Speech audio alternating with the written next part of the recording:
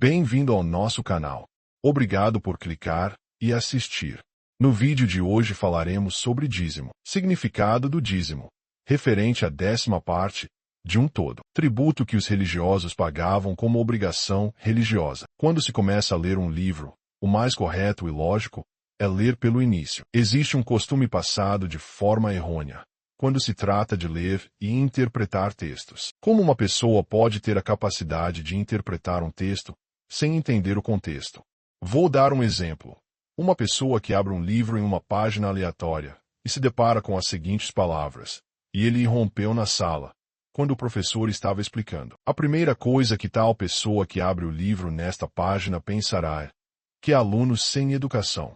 Talvez na página anterior o aluno estivesse correndo de um cachorro muito bravo que estava o perseguindo.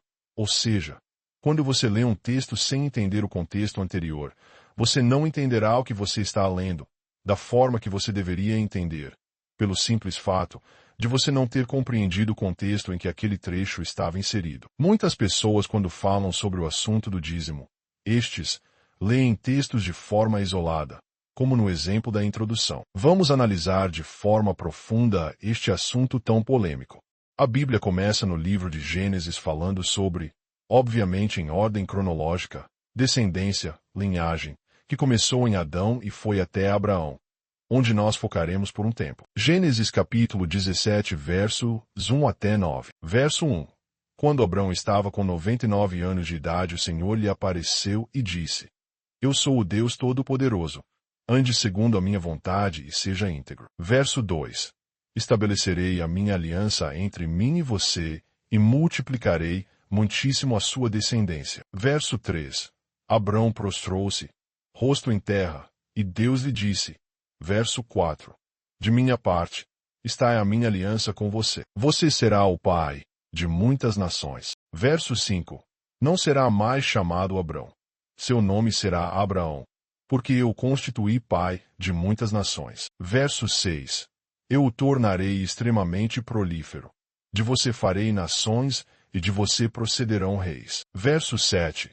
"Estabelecerei a minha aliança como aliança eterna entre mim e você e os seus futuros descendentes, para ser o seu Deus e o Deus dos seus descendentes." Verso 8. "Toda a terra de Canaã, onde agora você é estrangeiro, darei como propriedade perpétua a você e a seus descendentes, e serei o Deus deles." Verso 9. "De sua parte, disse Deus a Abraão, guarde a minha aliança, tanto você como os seus futuros descendentes." No verso 8, é claro a afirmação de que Abrão, agora Abraão, era um viajante estrangeiro, uma pessoa que estava andando ou talvez não tivesse uma terra que ele poderia chamar de sua terra natal, seu povo. Deus Criador faz uma promessa a ele, dizendo que dele sairia um povo, uma nação. É necessário ter em mente que o Deus Criador fez essa promessa específica para Abraão. Essa promessa iria ser cumprida no futuro. Abraão teve um filho chamado Isaque. Isaque teve um filho chamado Jacó, e Jacó, nome mudado para Israel, teve 12 filhos, da qual as 12 tribos de Israel surgiram. Dessas tribos um grande e numeroso povo surgiu, como por exemplo, no livro de Números capítulo 26 versos 51, um total de 601.730. Somente homens acima de 20 anos que eram aptos para a guerra. Não é possível calcular o número exato de pessoas, descendentes, de Abraão no total, talvez mais de 1 milhão. Um numeroso povo, assim como o Deus Criador prometeu a Abrão. No livro de Gênesis capítulo 17 verso 2, "Estabelecerei a minha aliança entre mim e você e multiplicarei muitíssimo a sua descendência." Esta promessa estava em crescente aplicação. Um ponto extremamente importante é o fato de que todo esse povo estava habitando em tendas em uma região deserta, árida e úmida. Porém, a promessa que eles seriam uma nação, um lugar, território próprio, iria ser realizada pelo Deus Criador. Quando Moisés recebe as leis dadas pelo Deus Criador, é importante ter em mente que todo esse numeroso povo estava habitando em um deserto e em tendas. Dentre essas leis, vamos falar sobre a lei de entregar a 10ª parte, o famoso dízimo. Levítico capítulo 27 verso 30 até 34. Números capítulo 18 verso 25 até 32. Em Deuteronômio capítulo 14, Vamos ver claramente o contexto real da entrega da 10ª parte dos alimentos para a nação de Israel. Verso 22. Separem o dízimo de tudo o que a terra produzir anualmente. Verso 23. Comam o dízimo do cereal, do vinho novo e do azeite, e a primeira cria de todos os seus rebanhos na presença do Senhor, o seu Deus, no local que ele escolher como habitação do seu nome, para que aprendam a temer sempre o Senhor, o seu Deus. Verso 24. Mas, se o local for longe demais e vocês tiverem sido abençoados pelo Senhor, pelo seu Deus, e não puderem carregar o dízimo, pois o local escolhido pelo Senhor para ali pôr o seu nome é longe demais. Verso 25. Troquem o dízimo por prata, e levem a prata ao local que o Senhor, o seu Deus, tiver escolhido. Verso 26. Com prata comprem o que quiserem, bois, ovelhas, vinho ou outra bebida fermentada, ou qualquer outra coisa que desejarem. Então, juntamente com suas famílias, comam e alegrem-se ali, na presença do Senhor, do seu Deus. Verso 27. Nunca se esqueçam dos levitas que vivem em suas cidades, pois eles não possuem propriedade, nem herança própria. Verso 28. Ao final de cada 3 anos, tragam todos os dízimos da colheita do 3º ano e armazene-os em sua própria cidade. Verso 29. Para que os levitas, que não possuem propriedade nem herança, e os estrangeiros, os órfãos e as viúvas que vivem na sua cidade venham comer e saciar-se, e para que o Senhor, o seu Deus, o abençoe em todo o trabalho das suas mãos. Vemos que a promessa descrita em Gênesis capítulo 17, verso 6. Eu o tornarei extremamente prolífero. De você farei nações, e de você procederão reis. Eles precisavam fazer daquela forma, entregar de forma contada e designada pelo Deus Criador para que todos, agora uma grande nação, Israel, fossem prolíferos, prósperos e não mais habitassem em tendas e terras estrangeiras no futuro. O real sentido deles entregar a 10ª parte ao Senhor é explicada no final do verso 26.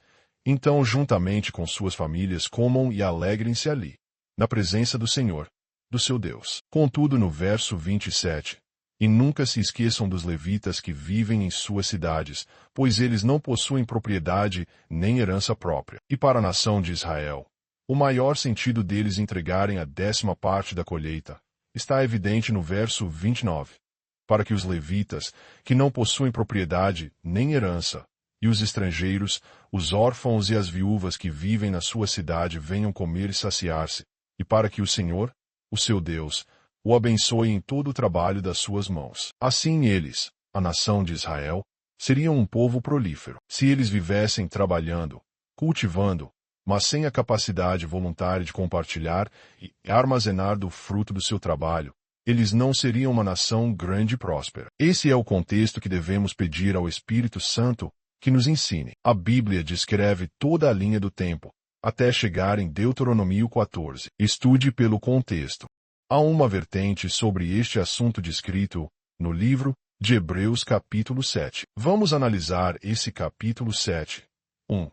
Esse Melquisedeque, rei de Salém e sacerdote do Deus Altíssimo, encontrou-se com Abraão quando este voltava, depois de derrotar os reis, e o abençoou, de quem o escritor do livro de Hebreus está se referindo.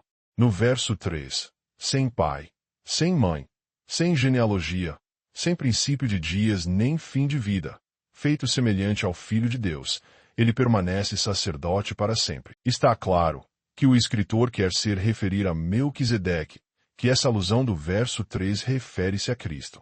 No verso 4, o escritor realça a atenção para a importância desse homem. Considerem a grandeza desse homem. Até mesmo o patriarca Abraão lhe deu o dízimo dos despojos.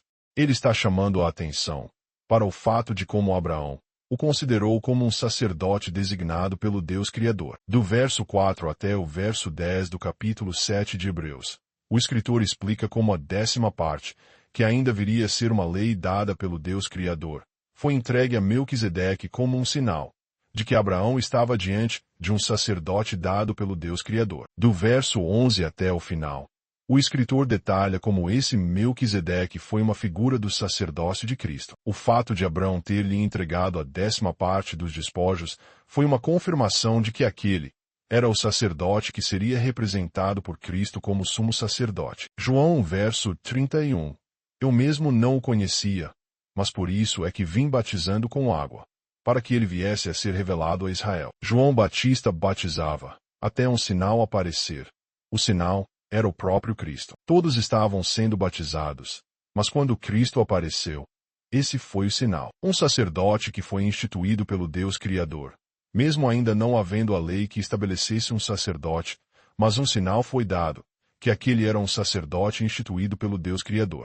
Quando Abraão entregou os despojos de guerra dízimo a Melquisedeque, aquele foi o sinal, confirmação, do sumo sacerdote de Cristo. Hebreus capítulo 7 realça para a importância da figura do sumo sacerdote que é Cristo, que ofereceu de uma vez por todas o maior sacrifício por todos nós. Compartilhe e ative o sininho das notificações. Que o Deus Criador possa abençoar a todos vocês.